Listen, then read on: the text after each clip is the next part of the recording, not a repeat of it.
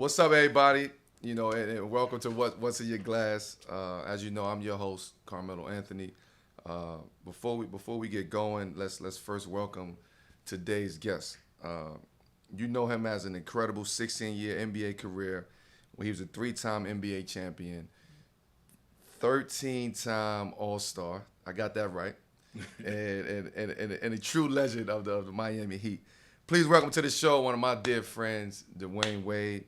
On today's show, where we're drinking, I want you to say it though, D Wade. You said Yes, sir. your Chenin Blanc, Yeah, we're doing 3 by way Chenin 2020. Blanc. Yep, 2020. So before, first of all, let's cheers. Cheers. Thank you, man. Cheers to your Welcome brother. to What's in Your Glass. Yes, Indeed. sir. Now let's talk about exactly what we're drinking, and I'll let you get into the details on that. So right now, man, and first of all, let me say, I've been waiting for this call. I've been waiting for my opportunity to get on on the show. So I appreciate this, man. But today with me, I brought my 2020 Chenin Blanc. Everybody get a chance to see my beautiful label right here. It's called 3 by Wade.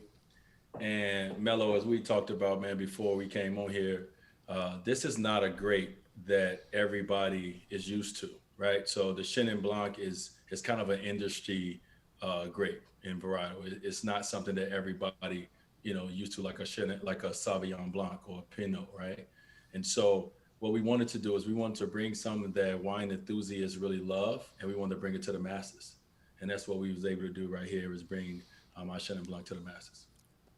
So the what made you want to pick the Chenin Blanc though? Because a lot of people, like you said, a lot of people you have to know the Chenin Blanc. So what made you want to go into Chenin Blanc? Because I never heard you speak on Chenin Blanc before. Mel, you are my friend, and you know I'm different. I know I that, don't but I take never. that same path. This different is very different because a Yeah. lot of people, like you said, you have to know this grape, right? You have to understand what comes along with this. Your taste profile have to be different in order to like a Chenin Blanc. So Yes. explain to the people why exactly you wanted to tap into the Chenin Blanc. Well, first of all, to understand my wine brand, I want you guys to know that one thing that I understand is teamwork. Whether I'm playing sports or anything in Right. business, I work very close with a team. And so when I wanted to enter this industry in 2014, I found who I felt was the best partner for me was the Paul Meyer wine brand. If anybody know anything about Jason Paul Meyer, Wayfair, all these amazing wines, this come from the same family that makes my wines. So I knew I didn't know everything, Mel. When you taught me so much about wine. I didn't even drink wine when we first met. Right. And so I needed to partner up with the right group and the right individuals, and I was able to do that, partner up with the Palmeyer family. So because of that, they've been in the wine business for over 40 years, and when we started to talk about the Way brand and wanted to differentiate ourselves from other brands, what can we go do? And the Chenin Blanc was a part of that conversation. Was all the things I talked about. So explain to the people where's it from and where's it from and what does that mean? So my wines is created in Yes. Napa Valley. Yes. And a lot of people always ask me, say, D, do you have a tasting room? No, I do not have a tasting room. I'm a very small brand right now. We've been around since 2014. But what we do, because of the relationships of Paul Meyer that we have, we're able to source our grapes from different places in Napa Valley. So a lot of our wine come from Oakville. If anybody know anything about Oakville grapes and that whole place, that's like grade A in Napa Valley. And so we're able to source our grapes from some of the best grape growers in the world. So and we're gonna get to that. So let's get to like some current events because we know and we got to bring the audience. I want to really bring the audience into Wade Cellars, right? And just the thought process behind that. Why you wanted to create Wade Cellars? Why Paul Meyer out of everybody that you could have worked with? Well, Mel, it's all about accessibility for our community, right? I didn't grow up knowing anything about wine. It wasn't a part of my community. and especially not in the way that I'm able to access it now. And so I want it to be a tool and a platform for accessibility for my community. And that's why it goes all the way into my price points. We're trying to put amazing wine in a bottle, and we're not trying to knock you over the head while doing it, right? So my price range reached from $15 in my 3 by Wade all the way up to like 35. And I think we got very good wine, especially at that price point.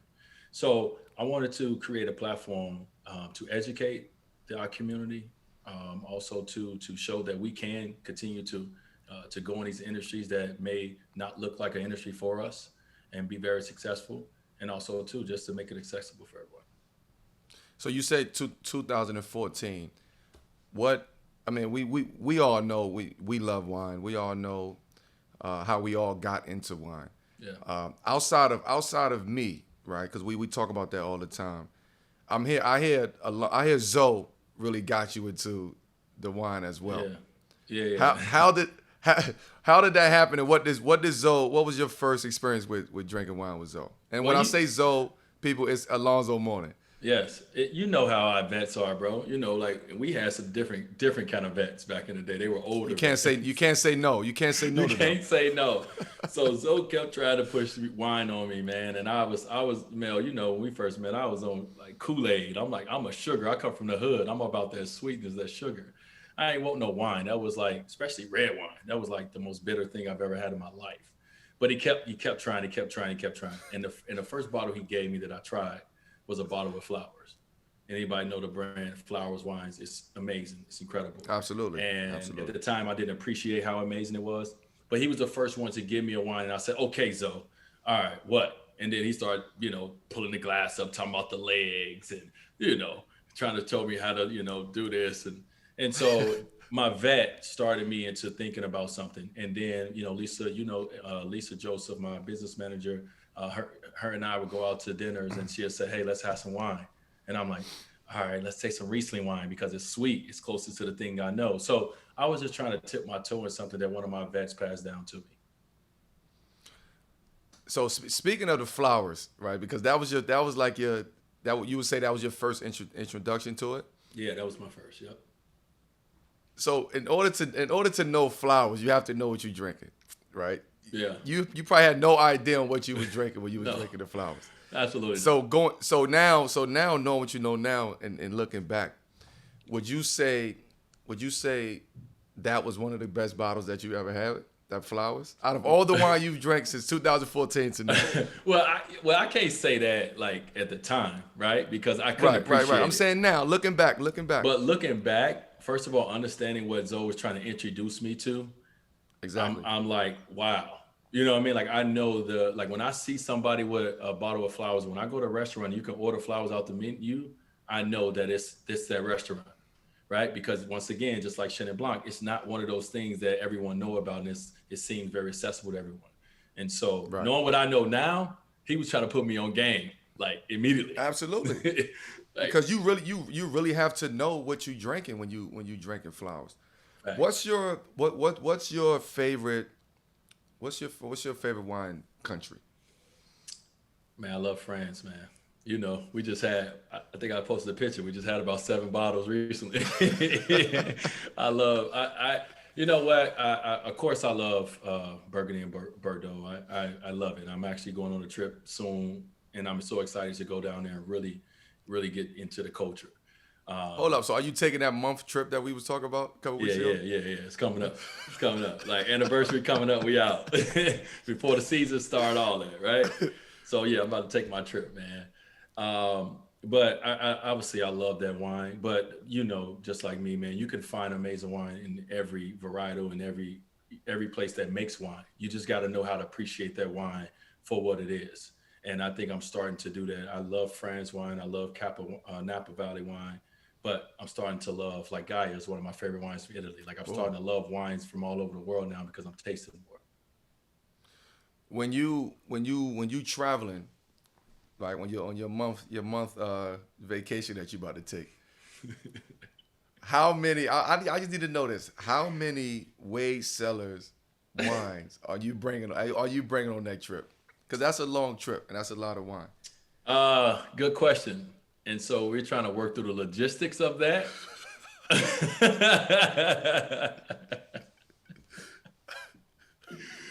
So let's just say I want to have enough to make sure that my trip, I can enjoy some way wine.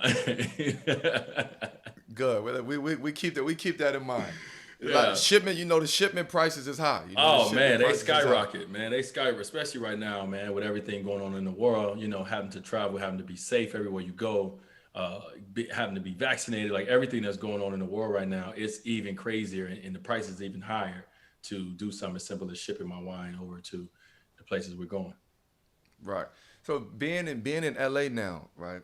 Yeah, You LA full time, right? I'm LA full time. Yep, right So now. being in LA full time, do you find it easier for you in the winemaking process, being that you're so close to Napa, Santa Barbara, like all of those, Palo, all those areas that's out that way? Do you Yeah, find it easier in the winemaking process? yeah. Paso Robles is out here Paso as well. Robles, yeah. Yeah, I do, man. And that's like I first of all, I people hear that you moved to LA, they feel like I just gave up on Miami, right? Like I love Miami. Miami is in my heart. But in this phase of my life, LA is the next phase for me in everything that I'm trying to accomplish and do, and also my wife. And so being able to be up here and having access to all of these locations, like you said, going up to Santa Barbara, going wine tasting, going up to Paso, going wine tasting, and getting introduced to wines that I've never tasted before from that have different soil, that have different temperatures, that from all these different places and regions. So it definitely has enlightened me and opened my eyes to wine that I've never knew existed. Right. Yeah, Switching gears a bit, right?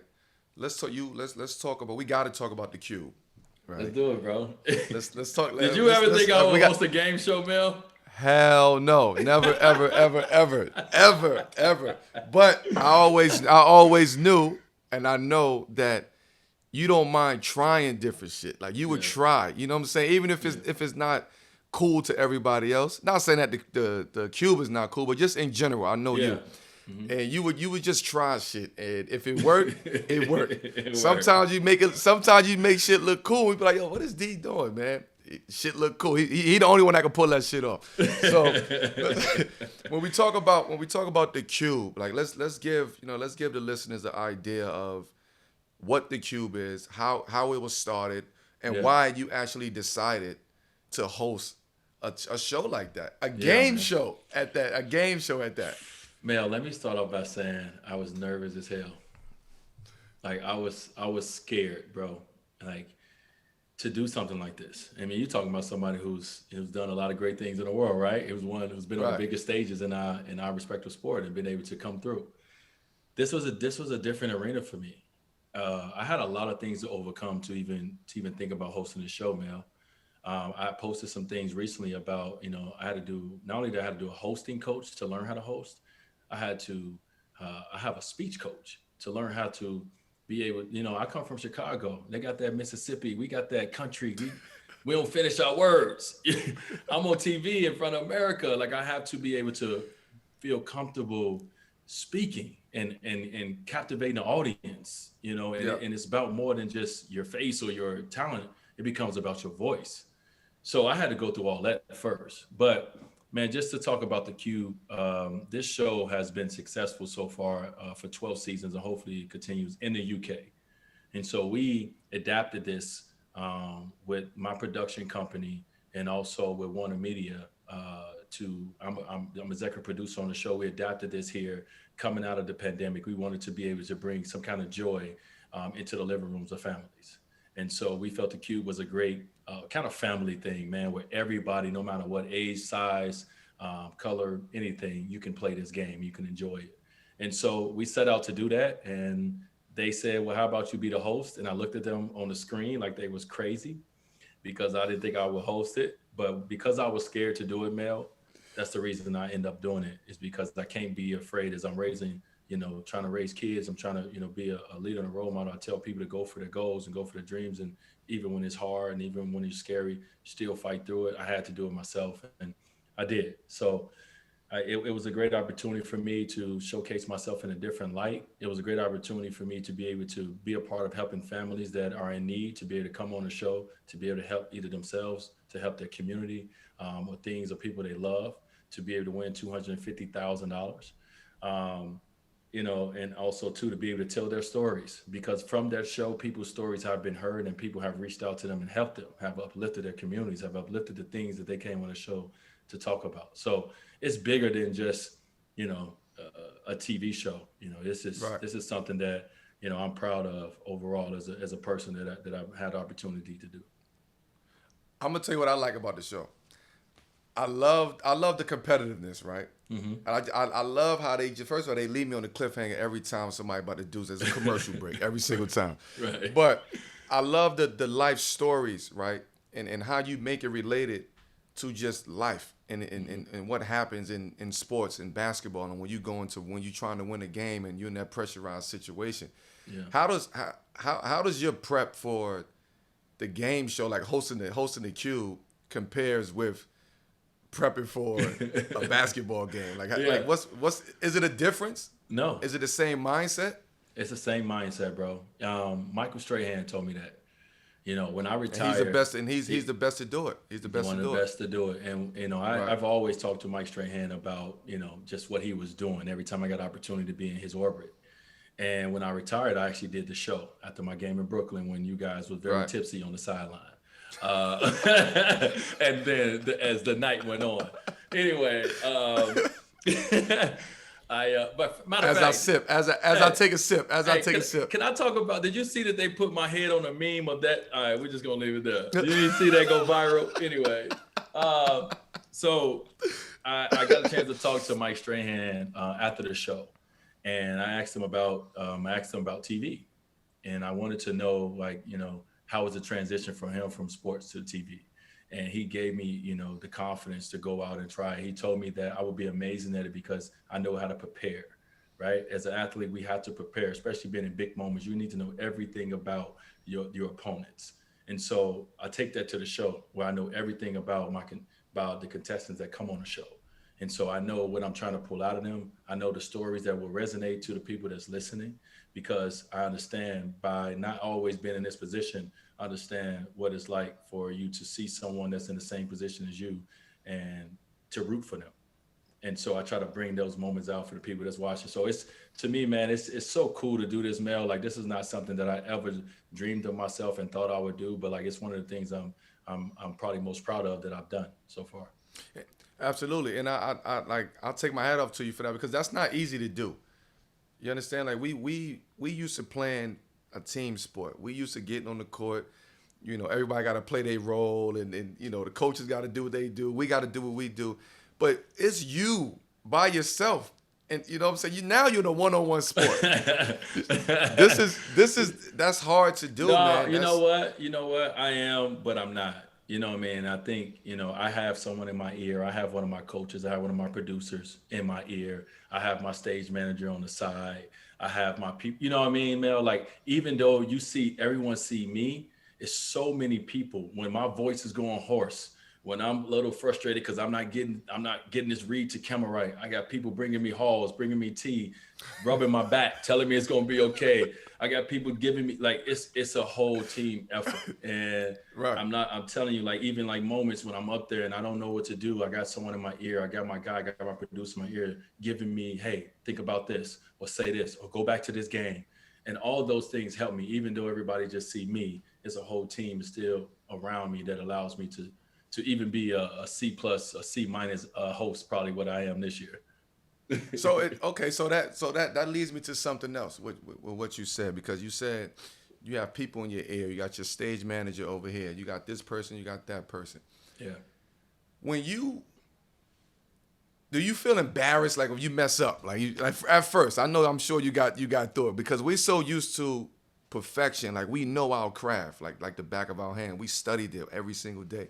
So when you mess up, okay, I can if I miss this shot like this, I'm gonna come back and fix it. How scary is that? Honestly, like to mess up and gotta bounce right back. Like, what is that feeling? Like that embarrassment? Like, damn, yo, I just messed up, man. I don't want people to be like, yo, D Wade is a fucked up host. Like, you know what I'm saying? Like, Yeah, how yeah, does yeah. that? What is that feeling like? You know what? It's no different, man. You don't. We want perfection. We want to be great. But when we mess up, what you do when you miss 5, 6 shots in a row? What you gonna do after that? Shoot is shoot. You gonna shoot that next shot. So when I mess up, I just go Absolutely. to the next take and the next take and the next take. You take the same mindset and you take it to. It's just a different arena, Mel. You know what I'm saying? You apply the same things like basketball and the lessons that you and I have learned and that Cayenne is learning, that Zaire is learning through this sport. It's all the life lessons you need to go through life. Like this is all you need to go through life and understand that you're gonna make mistakes, you're gonna miss, you're gonna blah blah blah. But if you do X, Y, and Z, you're gonna see the benefits from that, and that's life. And I'm since I'm the first one out of the Banana Boat crew and everybody to retire, I'm able to take what we all have learned our entire life and be able to apply it to regular life and understand that okay, it's no different. You feel me? This episode of What's in Your Glass is once again brought to you by our friends at Freshly. Dinner time can be chaotic, but with Freshly, it's easy. Their chefs take care of your meals a few nights a week and take the pressure off of you. Freshly offers chef-made, nutrient-packed, delicious meals delivered fresh to your door. No cooking required. Grocery shopping and cooking can be a pain, especially right now. And with Freshly, you don't have to. Your meals arrive cooked and fresh every week, so you can keep your fridge stocked and skip to the trip to the store. Ordering is easy. Visit freshly.com and choose from over 30 delicious, satisfying, better-for-you meals like steak peppercorn, sausage baked penne, or their chicken pesto bowl. Freshly can fit your lifestyle with a variety of plans and meals to pick from that work for your dietary needs, preferences, taste, and family size. And now, my listeners can try Freshly for just $6.16 per meal. Stop searching the internet for healthy food near me every night and start living freshly. Your meals are always delivered fresh, never frozen, and are ready to heat and enjoy in just 3 minutes. With new meals added each week, Freshly brings the convenience of chef-made, nutritionist-designed classics right to your kitchen. Right now, Freshly is offering our listeners $40 off your first 2 orders when you go to freshly.com/glass. Stop stressing about dinner.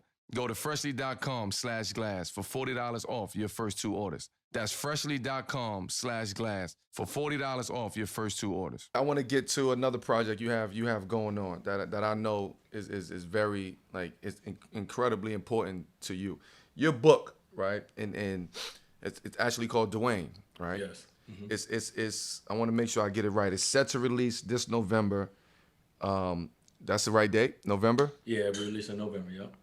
Okay. My book tour will be coming in November. Oh, the book tour is coming in the winter. All right. Okay. How long was that process? Because I finished my book, as you may know. Mm-hmm. How long was your process in from start to finish, and what can all the fans expect from it? Well, I first like to say that the process is started when I entered the NBA or when I entered college or when I entered high school. Like the process of these stories that I'm telling, it's about my journey. So this started when I picked up a basketball and I decided to go down this road to one day become one of the best to play the game.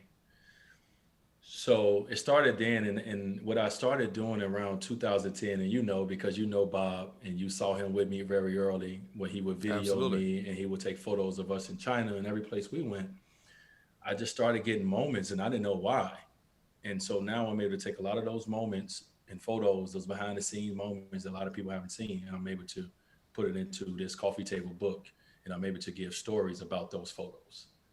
And what I want my book tour to do is I want my book tour to even bring those photos to life even more and those stories to life even more. And so my book tour is not going to be just to sit behind the table and sign and go. It's going to be me narrating my own story, talking about these moments. And hopefully I get an opportunity to sit down with like Udonis and Chris Bosh and Bob, who shot these photos, and talk about these moments that's in these photos as well. You're going to be in season, so I can't get you, but you know what I mean. So for me, it's personal. I named it Dwyane because no one calls me Dwyane. Like I've always been known as either Dwyane Wade, or I've been known as D Wade, or I've been known as Flash. Dwyane is who I'm rebranding. I want everybody to get to know the new me. And as I'm going into my 40th birthday soon, I want everybody to know me and call me 40? Dwyane. I'm going to. Don't do that. No, my earbud was falling out. It was falling. Don't do that, bro. No, no, I was trying to fix my earbud, man. Yeah, dog. I'm about to be 40 next year, January, dog. So Absolutely. this is the rebrand of me. All the imperfections of me. Everything is coming, but Dwyane. That's what my book will be about. So why did you think the time is now for that story? I mean, you spent 16 years in NBA. Your grind and journey from Marquette, from Chicago. Why you think the time is now to tell those stories, or for people to visualize, to see it visually as opposed to reading it? Because when you see it visually, you make your own narrative of that story and what that story is. Because a picture tells 1,000 words at the end of the day. So why do you feel like right now is the time for you to tell that? Well, my career ended exactly when I actually planned it to. When I was a kid, at 17 years old, I said I wanted to. In 20 years, I saw myself retiring from the NBA, and I retired at 37. I retired 20 years later. And so for me, I want to. As great as those moments were, and as much as I'm going to be known about a lot of them for the rest of my life, that's not all that I am. And so I kind of want to put that past, that career, that life to the side. And this is my way of putting it to the side. It's my way of putting it together, talking about these stories and putting it here. And once I turn 40, now let me talk about the next 40 years of my life and what that's going to be about. And that's Dwyane. That's the business person. That's not the athlete. So that's why I felt like this was the perfect time. Is there one photo or story that you can speak on that stands out? Because it's so I'm sure I know the story, right?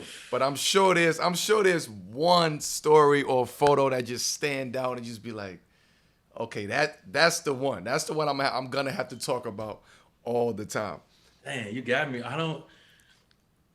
It's like 250 photos, man. But there's one photo. I know when you see it, when Bob laid it out for you, you saw it and you was like, yo, Bob, this is the one. I seen a couple of them. I know. I'm just trying to. I'm trying to. My Rolodex is trying to. I'm trying to think. Wow, that's a great question. I've never been stuck like this before, Melo. You are great at what you do, bro. I don't know. I don't have an answer to that. I can't think of just. I mean, they all are so important that I had so many photos, and it was painfully to cut it down to 250 because I'm trying to tell my entire story, my basketball story, in 250 photos. Right. And True. so I think that's a great. You know what? That's a great question to ask me next time we do this interview together, and I've done my book tour. Well, listen, when you're on a book tour, they should ask you that question, and then you'll be prepared for that. You'll be prepared for that. Yeah, you're right. I gotta go through all my photos. You're gonna have me in the bed tonight like this, going through my photos, telling my baby, we can't watch Virgin River tonight. We gotta. let's since we're talking about your journey, right, and this new Dwyane and getting people to understand who Dwyane is. The next chapter in your life, the Utah Jazz is a part of that next chapter. How did that happen? Because I don't see you as anything to do with Utah Jazz. I'm gonna be honest with you. But we talk about that, right? We talk about what's next. We talk about businesses. We talk about ownership and what we're gonna bring to the game after we're done. How did that come about? First of all, the Utah Jazz opportunity. And did you have to think about it, or it was like, oh hell yeah, I'm ready to go? Well, first of all, before I got drafted, nobody seen me as a Miami Heat neither, right? It's facts. And so, in the next 40 years of my life, that's all you will remember me as is my business life. You forget about you will share my basketball life at some point. So you will at some point, Mel. You will. But for me, man, it's crazy how things have happened in my life. A lot of it and a lot of my success has happened because of relationships and taking chances and doing things a little different or trying things, right? As we talked about. Absolutely. So I was able to meet Ryan Smith You came down. Melo blessed me at the D-Wade Invitational. You remember you came down to San Clemente where I hosted camp for the NBA guys, the younger guys, and you and CP came down and blessed my camp, and we had which was phenomenal. Which was phenomenal, by the way. Which was that whole experience was phenomenal, by the way. It was, and also we trained together on and off the court, but the other important aspect of that camp was the business side of it. And so I was trying to bring in people from the business world to be able to talk to our young athletes in a ways that we'd never been talked to about investing and about finances, etc. So Ryan Smith was one of the people who came up and was to come up to see the camp. And I got an opportunity to talk to him just as a friend of a friend. The Stans family and Ryan have something very in common. My guy Clark, shout out to Clark, who connected us. But we got a chance just to have a regular conversation. I found out about Qualtrics, his brand. I found out about his wife, his 5 kids. He found out about my family, the things that I was interested in. And that conversation just talked about, man, that'd be cool one day when I get done with basketball. I want to know about the tech space. I would love to reach out to you. And just to stay connected with someone. And from that connection, he called me and said, hey, Clark called me and said, hey, you remember Ryan? Well, he just bought the Utah Jazz and he wants to sit down and talk to you about being a part of it. And I was like, what? The Utah Jazz sold? They have one ownership in their entire existence. Hey, listen, I said the same thing. Right? Yeah. I said the same thing. So I said, you must shocking. know, I said, D-Wade must know some shit that would nobody else know because Utah Jazz ain't selling to nobody. Right. So I was like, what? I didn't even believe it because the Miller family have owned the team in their entire existence. And a lot of people don't know this, have one of the top 2 or 3 winningest records in the NBA history. Right? Absolutely. Of just consistent success. But also, it's Utah. And I've never been outside of the hotel, to the bus, to the arena, to the hotel. And that's what I told Ryan. Because I associate Utah with what everybody in my community associates Utah with. It's just being white. And at some moments, it's been seen as being racist, right? By the things that the fans have said. And so I was very honest and open with Ryan about my experience, and I'm sure other guys' experiences. And Ryan's whole thing is, yes, yes, yes, but we're going to change that. And the only way we can change that is individuals like you. I need you just as, I need you, to be able to change this as well. And these are my plans. This is my goals. And so I got a chance to sit down and talk to him as a businessman. I got a chance to meet his family and understand what he's about. And it was an unbelievable opportunity for the both of us to be able to, he's 42 years old. I'm turning 40. My other owner, Ryan Sweeney, is 41 years old. And our other owner is 41 years old, Mike Kennenbrooks. We're all young guys. We had opportunity to grow in business together, but we also got opportunity to change the culture. And that's what we're trying to do. We're trying to change the perception and the culture. And so I'm honored, man. I'm honored to be able to have a partnership with these individuals and, not be in a situation where I don't feel that, I put the less amount of money in, but they make me feel like I sit at the table with all of them whenever decisions need to be made. Absolutely. And I can tell you what, just from watching it, right? Like, even though, Utah, they've been winning, they have their own type of specific culture out there. But seeing you and with the new ownership group and seeing you courtside and seeing you at the games, it gives it something different. It gives it a different energy. It gives it a different vibe. And you can see that. So when you talk about changing the culture, that culture is already starting to shift. Granted, the team is doing well too, right? Yeah. You guys have a very good team, but you can also see just that energy and that culture. Yeah. And as time go by, they will embrace it. I know for sure Utah would embrace it. How has it been going from player to owner like that? Because that's a sick transition right there. Yeah. Because you have your mindset. You have your mindset on being a basketball player out the game a couple years, and then you right on the other side of the business. And we've sat on the other side of the business. Yeah. It is ugly, and it can get ugly. It was ugly, right, Yeah. right. Yeah.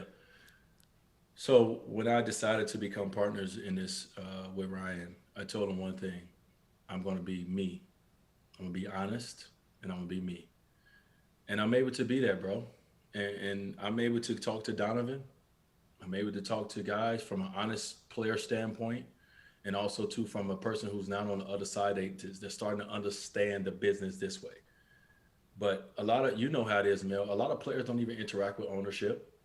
A lot of ownership don't interact with players. Right. You don't get an opportunity to look behind the books, and people don't talk to you like you are a business. People don't talk to you like you're a brand. They don't talk to you like you're a man. You know, you come in sometime in this league is built on hierarchy. And so Right. sometimes it's like, hey, they're our kids. Well, it comes a time when your kids grow up and you need to, respect them as that if we're partners in this, which we all are, then let's all understand everything about this business and this brand that we all have a part of. And so I don't play on the court no more, but I'm excited when I see Steph Curry get 215. I'm excited when I see this person get this and that, because I know the game is growing. And you know what, Mel? I'm a part of this game. I'm a part of this brand. I'm an investor in it. So I wanted Right. to see it grow. And so my mindset now, because I get to be on that, I've now been on both sides, is not, oh, I understand one side over the other. It's how do you merge both sides and bring them together and make it a partnership and don't make it a hierarchy. Well, and I think the NBA is doing a much better job at making it more of a partnership. I think the owners are doing a Amazing. better job of just keeping that open line of communication, that dialogue with their players. Like you said, for the longest, it never was that.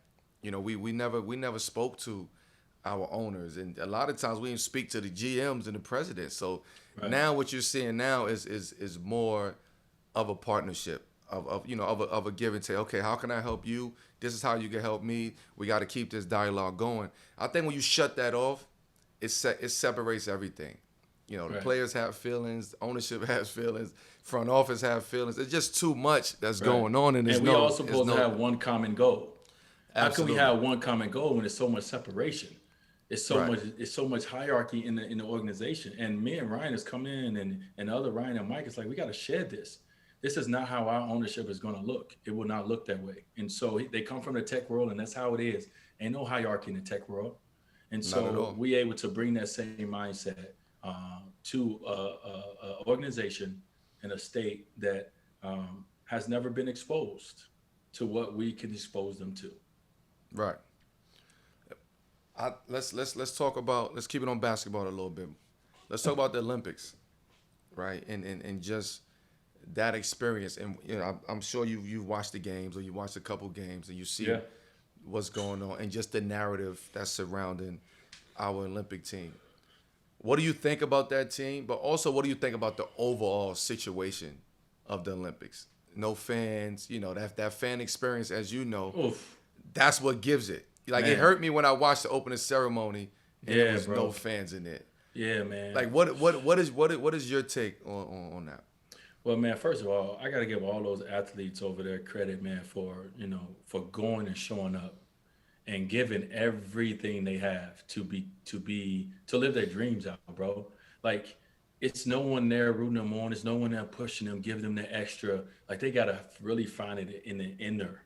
And that's not easy. And so I give them a credit for that, first of all. But when it comes to the Olympic team, man, you know how it is, just like anything else. It's all about continuity. And it's hard to have continuity when you're not playing together all the time.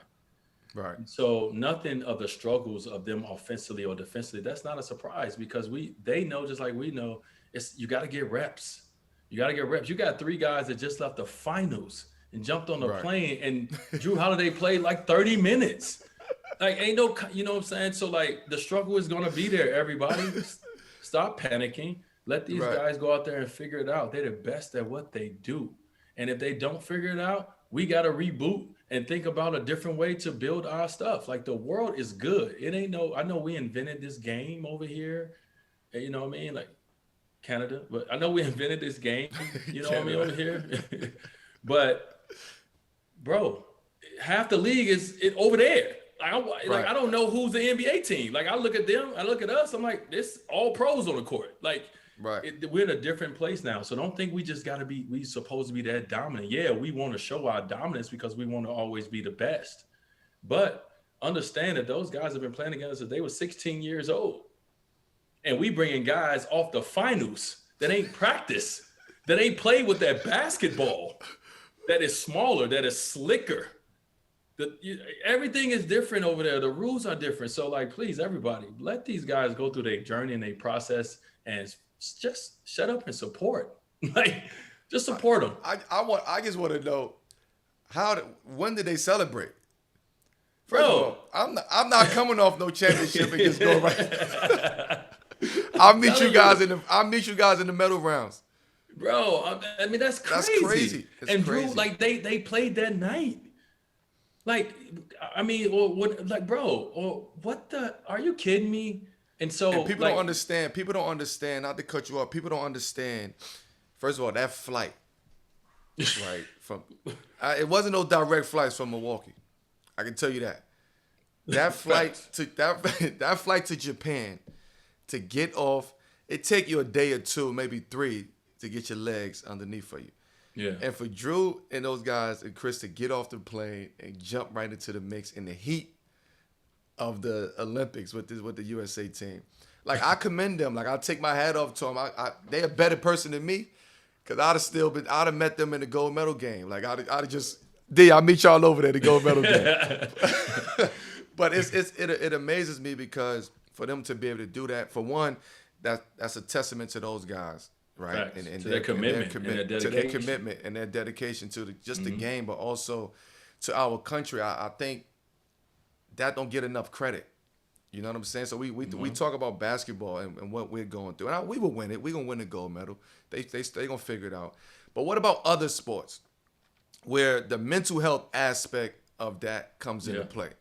You know, with these other sports, they need the fans. They need that camaraderie. They need the rah-rah and the cheers and the boos in order to go out there and participate. When you don't have that, your focus level have to be lasered. Yeah.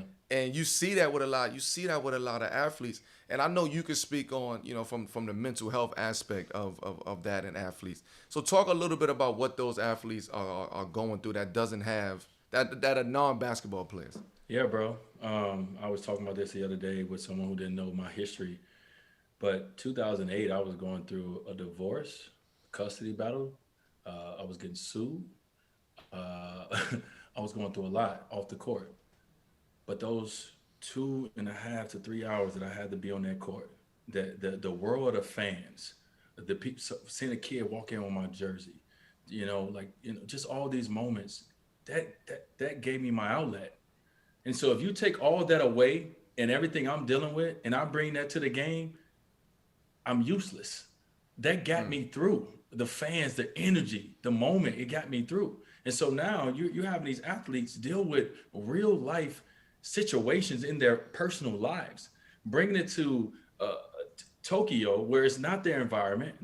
You saw the beds they sleeping in. Like, it's just Absolutely. The Which is environment crazy. Which is crazy, by the way. Right. And then you have people dealing with real life pain, hurt, and they supposed to go out there and perform, and they don't have no one. They don't have that little kid to see and say, "I'm gonna do this for that little kid tonight." I know it's TV. I know it's millions of people out there, but bro, you in that arena and it's empty. So now you're thinking even more. Your brain is thinking even more about your personal things that you're dealing with, and you can't block it out.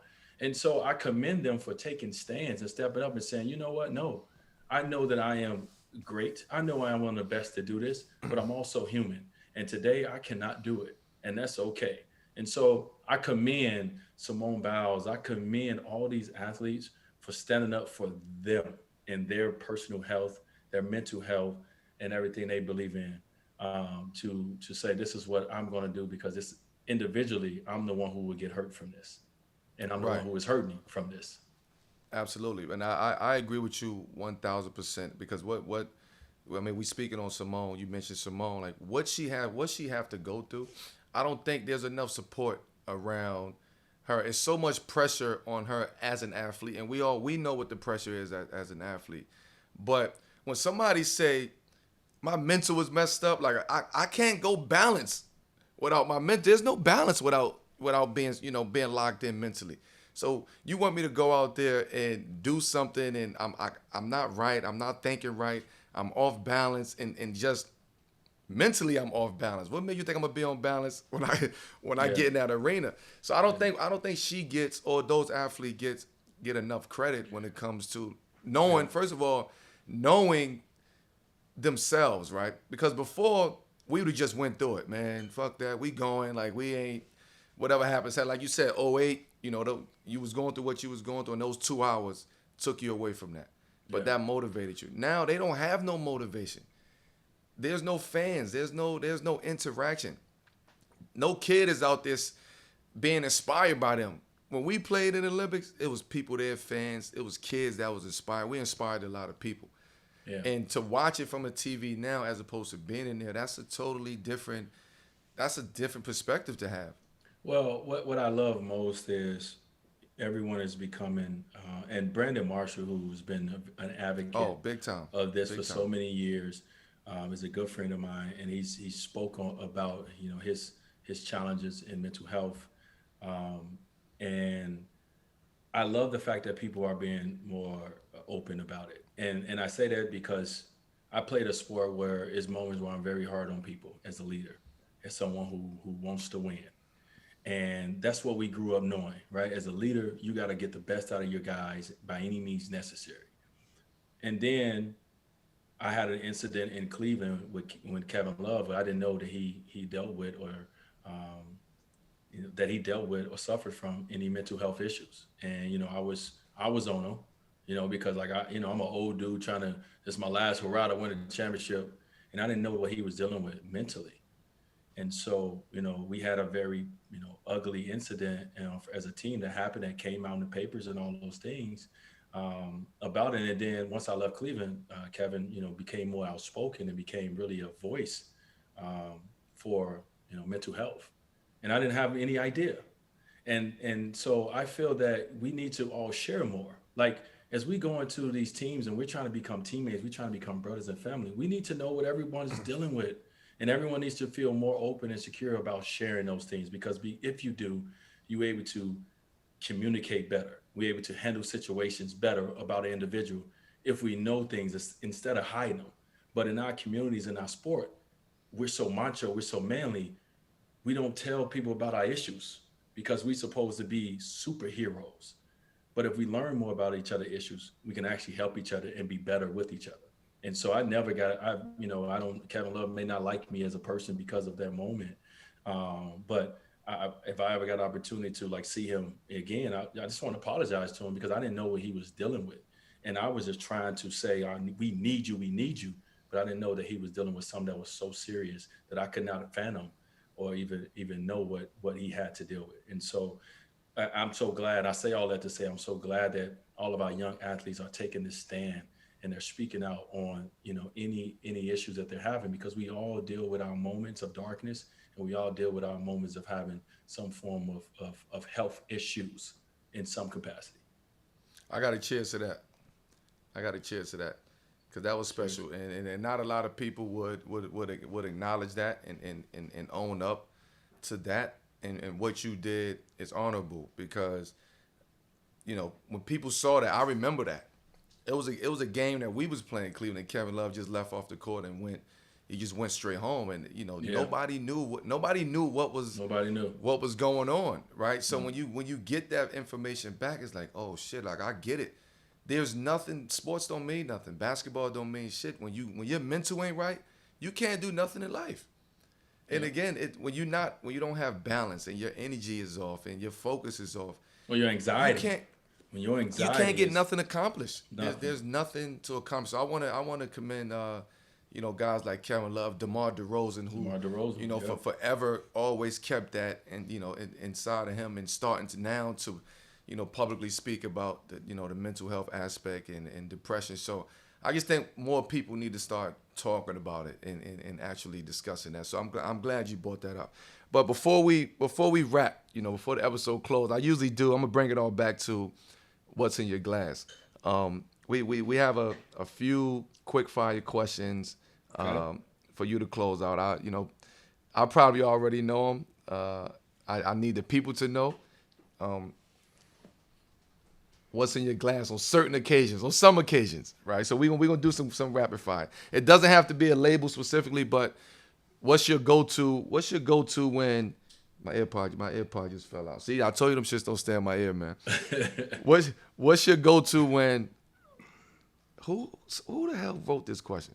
You just got off the banana boat and you're hitting the beach on a family vacation. First, I wasn't on the banana boat, y'all. So let me just get that. I wasn't on that boat. Gab took my spot. You gotta so, embrace the name now, man. That's our name, bro. You gotta embrace it. All right, you're right. I gotta stop fighting. It just is what it is. The banana boat left me. I'll say that. but what's your go-to when say you just got off the banana boat in the Bahamas and we're on vacation? Like my go-to wine? What's in my glass? What's your go-to wine? Am I drinking it by myself? Am I drinking it with the banana boat? I need more. What's up? Who am I drinking this wine with? Nobody never challenged me with that. You drinking it with us. You with the crew. So if I'm with the crew, and that means that we having a vibe. I feel like I'm gonna go Penfold. Oh. I feel like I'm gonna go to Penfold because I feel like we can all appreciate it, right? We can all introduce each other into these years of Penfolds. That's like, yo, this is my favorite year, 2011, 2013, whatever your year is. Okay, I like where you're going. I'm gonna go there. I'm gonna go there with us. Okay, Penfolds. Okay, you and the family, say the Wades are out at a nice restaurant at dinner. Okay. What's your go-to? Me and my wife?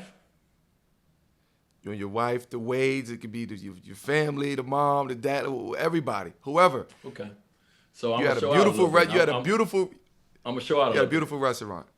Yeah. So I'm gonna show out, and I'm gonna go with depending on what they have on the menu. I'm gonna go in the lane of Screaming Eagle because I want to show out.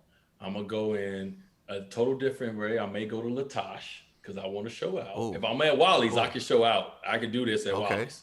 Yeah, you can. So like, it just depends. I want to show out, so I'm gonna go show out. I'm gonna get those brands. It's like, yeah, I'm showing out. Well, you let me know when you about to show out, cause I'll be right there when you start pulling out Latasha's and shit. So you let me know. Hey, come to the crib. When you come to LA, come to the crib. I got something for you. Listen, we got to do it behind the scenes. What's in your glass when I get out there? So we keep that. What about you celebrate? Okay, you celebrating a big win, or you celebrating becoming the owner of the Utah Jazz? Like, I know that was an incredible feeling. What was in your glass that night? What I would do the night that I just signed with the Utah Jazz, I come home and I want to go into my cellar and grab something that I'm connected to, that I have a connection and a story to, and the story has to be something that led me to the moment that I'm in. And so the wine that I ended up grabbing was a moment where I had the conversation about being an owner with my people. So that makes it it's special anyway. Yeah. Because of when you had it, why you had it, and the story behind it, and the story behind what you were drinking. So it had to be something like that. What was you drinking? What did you drink after? I'm gonna say, let me pick the championship. After 06. I ain't gonna pick the later ones. I'll pick 06. I wasn't drinking in 06. You drank something in 06. You ain't just have no Aquafina water in the locker room. I ain't drink back then. That's even better. Okay, so what champagne was it? Moet? It probably was like whatever the NBA sponsor was. I don't remember, but I know I was drunk. I know if you look at the interviews back then, I'm sitting there, and matter of fact, since we jumped there, the NBA came and took my jersey. As soon as I got done taking the photo, they said it's going into the Hall of Fame. I was like, cool. They have my jersey, I don't. So if you see an interview with me, I'm sitting there holding my MVP trophy. I got on that McDavid, under stuff, and I'm drunk as hell talking about this about to be the biggest parade ever. I'm super drunk. So whatever cheap champagne that was in the locker room. We got What about? I'm gonna give you one more. Let me see. What about? Okay. I'm almost through this. The guys are getting together. The crew is getting together. Fellas, right? Okay. The fellas is getting together. We are in Wally's back room. Talk to right? me. Mm-hmm. And it's one of those nights. It's one of those Paris nights we had. But who? Everybody have to go to the cellar and grab something. What are you grabbing? Oh, one of those Paris nights? It's one of those Paris nights. Hold on. You got to put that down. No, hold on. I got it. Hold on, y'all. I got it. Where is it? I got this shit in my phone. Oh man, I got it. I know I got it. I can't find it. I'm sure you got it. You know what the Paris night was like. What is it? Okay, I'm trying to explain it. Mello, you know this wine. It is a white Burgundy. Okay, so I'm gonna go white Burgundy. All right, so take me there. You know white Burgundy is, when you find a white Burgundy, it's special. Okay. So I'm gonna go white Burgundy, and the name of it is like it's either Lale, but it's like Champagne. It's like CHAMP. Oh man, Mel. Ugh. It's not a Montrachet. No. Okay. It's spelled like champion, but it's not. It's not champion. I got this shit in my phone somewhere, dog, because I've only Chamberlain? had it one. Nah, not Berlin. Okay. Dog, this is gonna make me mad, dog, because I've been. Anyway. So you going white Burgundy? So you going white Burgundy? Anyway, you going I'm top going of the top white white Burgundy. I had this wine, this white Burgundy wine, that once I drank it, I was like, oh my God. And that's all I said. That's how amazing it was. I just said, oh my God, because once you're able to appreciate, obviously, different grapes and different varieties, and you drink wine, you get some amazing white Burgundy, and it changes your life. And I said, oh my God. I must listen. I never was a white wine Bro, drinker. I got you. Then I got you. Listen, no, this was before. White Burgundy. I gotta drink white Burgundy. Bro, That's it. the best- So you, the best okay, of you the drink best. white Burgundy, red? Yes. Okay. 1000%. So Mel, so my gift to you when we get off of here, I'm gonna send you a bottle of this wine I'm talking about, or my gift for bringing me on your podcast. It's a white Burgundy, okay? And I'm gonna send this to you as my thank you gift, and then you're able to talk about it whenever you want to. I just gotta go on my phone and find it, because listen, Black community, some of these names, these names is crazy. Mello know all these chateaus and all this stuff, you know what I mean. But also too, Mel, if there's a celebration, you never can go wrong with a little Petrus. You can never go wrong with a little fellas. I mean, that's the top of the mountain right there. Yeah, you can't go wrong with little Petrus, man. I'm going over to have a little lunch this summer with them and taste a little wines, FYI. So, hey, listen, good luck with that. I know you been. Tell them their extended family member says hello, and I'll be putting my bid in for the next allocation. But D, man, I just want to say thank you so much, man, for joining me for a glass of What's in Your Glass, man. Yes, sir. Congratulations on, your new book, Dwyane. Congratulations on the Cube. Congratulations on Wade Sellers. And also, last but not least, congratulations on, being one of the newest owners of the Utah Jazz. I appreciate you, my brother. It's always love. I want to say thank you to the audience for tuning in this week. Please follow, rate, review What's in Your Glass on Apple Podcasts, Spotify, wherever you listen to your podcast at. You can also check the video releases each week on YouTube. D, my brother. Always love. By the way, I'm going to go finish this. You know what's in my glass, everybody? 3 by Wade Chenin Blanc 2020, man. Mel, appreciate you having me on the show, man. Cheers to you. Indeed. And love you, brother. Love you, baby. I'll talk to you soon, champ. All right, bro. All right, peace. Respect.